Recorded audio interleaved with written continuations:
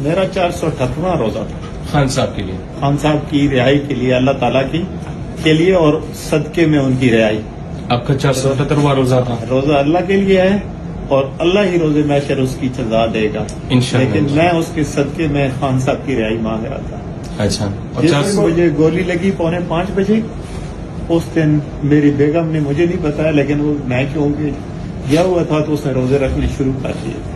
अच्छा अच्छा। तो अभी मेरी बेगम रोजे रख रही है। और उधर जो लोग, मतलब जो मीडिया के लोग जो कह रहे हैं कि मतलब हुकूमती जो अफद जो बातें करते हैं कि लोगों को गोलियां नहीं लगी या ये इन्होंने खुद इस तरह से वेला बनाया है, लोग मतलब दरमियान में जो लोग थे, जो रिपोर्टर्स भी ये बातें बता रहे हैं कि नहीं हमने खुद देखे हैं, बाकी इंटरनेशनल मीडिया में इस चीज को कवर किया है। तो मतलब आप तो खुद वहां पर अब इस चीज के वो ज़ेर ताब आए हैं, तो आपने क्या मतलब ये चीजें महसूस की, ये चीजें वाकई थी? सिर्फ पाकिस्तानी कौम को नहीं, सिर्फ वहां जो थे उनको नहीं, पूरी दुनिया को पता है क्या हुआ। उन 4 आदमियों के, उन मुसल्लत किए गिरोह से या जो भी हमारे ऊपर मुसल्लत किए, उनके कहने से कुछ नहीं बनता। ये वो दौर नहीं है कि लोगों को कुछ नजर नहीं आता, बिल्कुल सब कुछ नजर आ रहे हैं। हमें सबसे ज्यादा अजीज अपना मुल्क है, ठीक है, जो कुछ कर रहे हैं अपने मुल्क के लिए कर रहे हैं। बेशक बेशक। और अल्लाह करे इस मुल्क में हकीकी हमारी